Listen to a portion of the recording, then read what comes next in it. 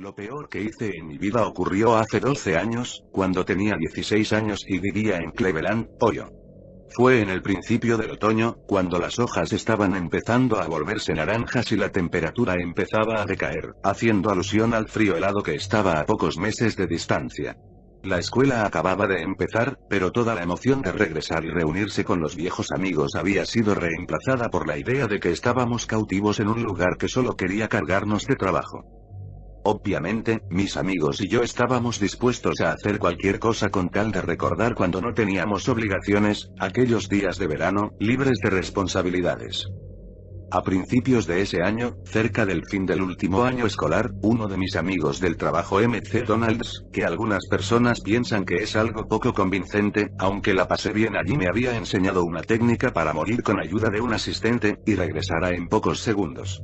Funcionaba así: el individuo tomaría rápidamente 10 respiraciones profundas y largas, y en la 10ª cerraría sus ojos, apretando los párpados fuertemente, conteniendo la respiración tan firmemente como le sea posible, mientras cruzaba sus muñecas sobre el corazón.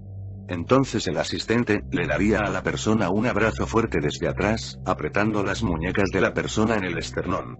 En cuestión de segundos, el individuo que contiene la respiración pierde la conciencia. El asistente debe mantenerse firme para que la persona no caiga rompiéndose el cráneo contra el piso.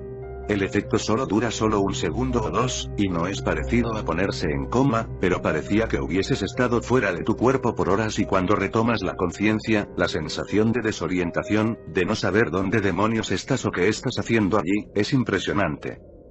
Sé que hay algunas personas que quedan: ¿qué carajo? ¿Sos retrasado o algo así? Y sí, ahora sé que probablemente matábamos millones de neuronas cada vez que moríamos, y creo que probablemente mi memoria también se ha visto afectada por ello. Pero yo era un chico de 16 años, aburrido como el infierno, y pensaba que era genial obtener los efectos y las luces que uno ve luego de un puñetazo en la cara sin pasar por el dolor de recibir un puñetazo. Le diría de intentarlo para que lo pruebes por ti mismo, pero luego de lo sucedido, nunca se lo recomendaría a nadie. Otro efecto secundario interesante de esto, que fue en realidad la causa real por lo que lo hacíamos, era porque mientras estabas fuera de tu cuerpo, siempre estabas lúcido y tenías sueños vividos, que podías recordar fácilmente al despertar. Después de todo, solo había dormido durante unos segundos. Éramos buenos chicos y nunca probaríamos drogas, así que para nosotros esto era lo que el LSD para un hombre pobre. Estas visiones o sueños, estaban relacionadas de alguna forma a lo que estabas mirando justo antes de morir. Por ejemplo, una vez soñé que estaba escalando una montaña. Estaba en la cima de los Himalayas o algo así, pero había un pasamanos allí. ¿Quién diablos pone un pasamanos de escalera de 20.000 pies? Cuando volví a mi cuerpo y recordé dónde estaba, me di cuenta de que había estado mirando la escalera que se encontraba en una esquina de la sala de estar de mi novia. En otra ocasión, tuve una visión de Pedro Picapiedra sonriendo y levantando las manos delante de un mural con el logotipo de ERA, que es Educación a Resistencia del Abuso de Drogas, un programa en el cual policías enseñan a los niños en escuelas públicas sobre estos asuntos, y cuando volví a mi cuerpo me di cuenta que mi amigo Brett tenía el mismo logotipo en su camiseta. Ahora, ¿de dónde salió Pedro Picapiedra? No tengo idea. Las visiones siempre eran sobre cosas mundanas, nunca nada raro. Ese día, como les dije, hacía un mes que estábamos en época de clases y ya estábamos hartos de ella. Estábamos un sábado en el campo, que en realidad era una dependencia de la compañía eléctrica para instalar sus líneas de alta tensión. Algunos estábamos sentados en las vigas de las torres de alta tensión, en la parte de abajo. Mi amigo Mike subió hasta el segundo nivel de las vigas, para estar más alto. Pensé que era algo estúpido, pero yo soy el que alucinaba haciendo llegar poco oxígeno a mi cerebro.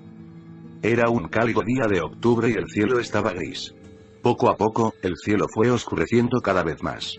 Y en Cleveland, eso probablemente significaba que en cualquier momento la temperatura podría descender rápidamente, y si éramos realmente desafortunados, una lluvia helada podría empezar a caer. El aire estaba cargado y pesado, y se podía oír el leve zumbido de los cables de alta tensión sobre nosotros. Definitivamente no quería pasar los últimos momentos de una linda tarde de sábado subiéndome a una torre de alta tensión, saltar al suelo y quejarme luego del dolor en mis pies, solo para hacerlo una y otra vez como estúpidos. «Hey, vamos a morir por un rato», dije. Para ese tiempo, dejar nuestro cuerpo no era tan divertido como cuando lo descubrimos, pero era muchísimo mejor que lo que estábamos haciendo. Vince estaba de acuerdo, al igual que Richard, pero Mike, el que saltaba de la torre más alto que nosotros, preguntó de qué carajo estábamos hablando. «Mierda, ¿nunca te indujiste el desmayo antes?», preguntó Vince. Mike respondió que no, él había estado todo el verano en casa de su madre y no sabía de todo lo que habíamos hecho nosotros. «Amigo, tienes que probar esto. Mira, te mostraremos». Vince y yo nos bajamos de la torre, cayendo de pie en el césped. Yo hice las 10 respiraciones profundas, apreté los ojos y contuve la respiración. Entonces sentí a mi amigo presionar sus brazos contra mi pecho y de repente, como si fuese lo más natural del mundo, una langosta gigante estaba trepándose a una jaula para langostas, bajo el mar. Algas marinas crecían del fondo de arena bajo mis pies. Lo siguiente que recuerdo es que cuando desperté Vince y Richard me estaban preguntando: «Amigo, ¿qué has visto? ¿Qué has soñado?». La parte de atrás de mi cabeza me dolía mucho. Me estaba matando. «Mierda, ¿me dejaste caer?», pregunté. Yo no era muy pesado, pero Vince era bastante débil. Él solo se quedó ahí, mirándome, y Richard me dijo que me había dejado caer. Me preguntaron nuevamente qué vi. Me froté la cabeza y dije que una langosta, que estaba pellizcándole la cabeza de Vince con sus tenazas. Me volví hacia Mike y le dije: «¿Ves? Es increíble. Tienes que probarlo». «Y una mierda», respondió, «no me fío lo suficiente de ninguno de ustedes, lo suficiente como para hacer eso». «Vamos, hombre. Tienes que probarlo. No es más peligroso que estar trepado allí. Te prometo que no te dejaré caer como este idiota lo hizo conmigo», le dije. Él miró de la forma que hacen esas personas cuando están decidiendo algo, si lo que están haciendo vale la pena el riesgo o la dificultad. Saltó de donde estaba, se incorporó y dijo: «Bien, solo una vez». Si al menos lo hubiese pensado un poco más, o se hubiese negado. Repitió las 10 respiraciones profundas, conmigo como asistente para asegurarse de que no caería. Contuvo la respiración y yo lo ayudé a caer en ese otro lugar. Es algo que siempre me lamenté, y cuando pienso en todas las cosas que desearía haber hecho de otra manera en mi adolescencia. Chicas por las que no me jugué lo suficiente, clases en las que tuve que haberme esforzado más y todas esas cosas que nunca tuve que haber hecho, como haberle dado ese abrazo de oso a Mike, llevándolo a un estado de inconsciencia. Sentí el cambio del peso muerto en mi pecho, y él era un chico robusto, así que me aseguré de dejarlo suavemente en el piso para que no se lastimara. Justo cuando tocó el suelo, volvió en sí. Despertó gritando: «¡Mierda! ¡Mierda!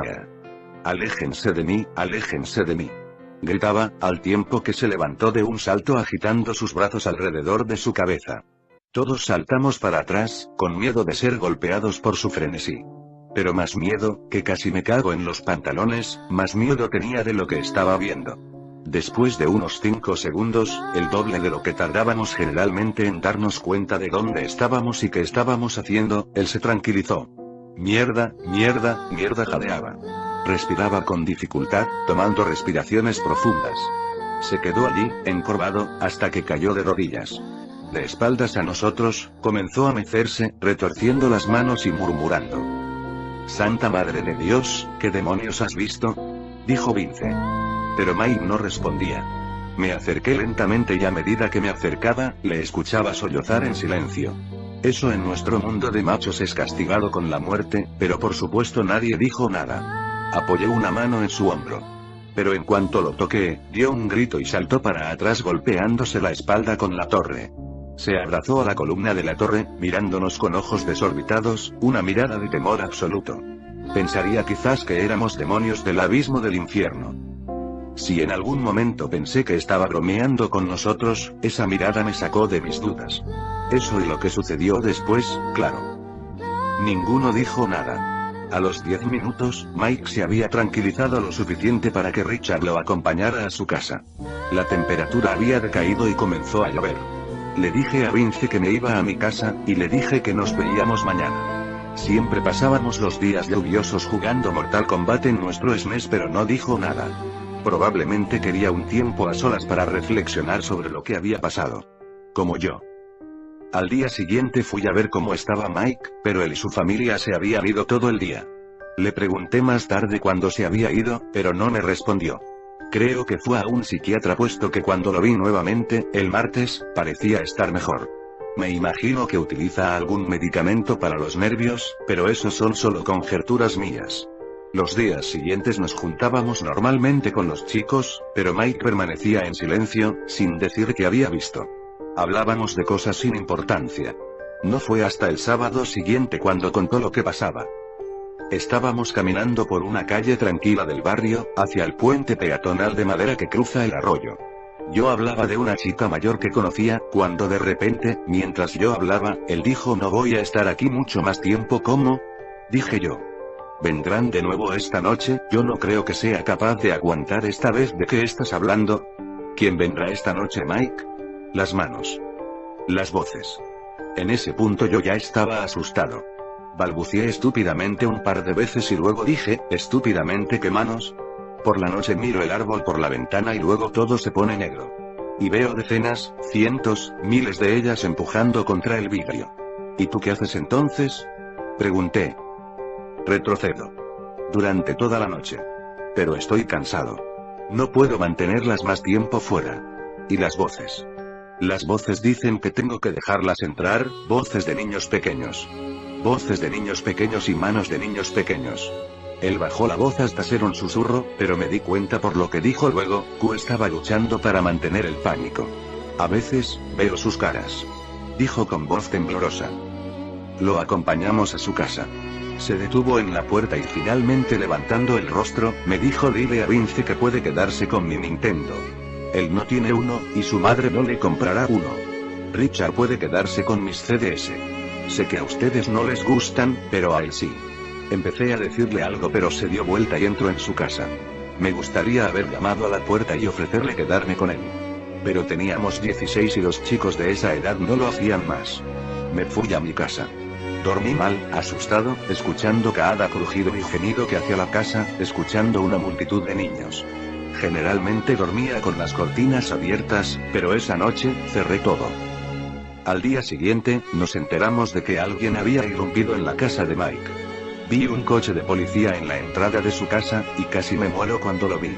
Mis peores temores se confirmaron cuando me enteré que la ventana de Mike era la que había sido violada.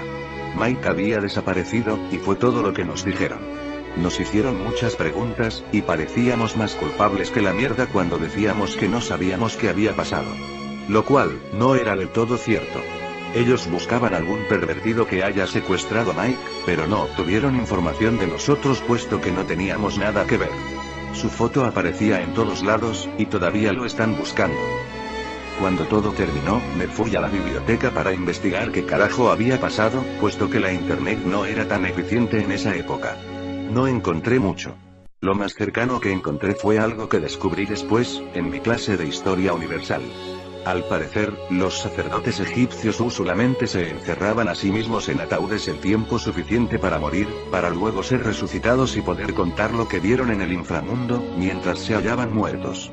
Solo puedo pensar que por el clima, o por la electricidad en el aire, Mike pudo tener una experiencia más poderosa a la nuestra, ya que habíamos hecho eso cientos de veces y nada raro había pasado.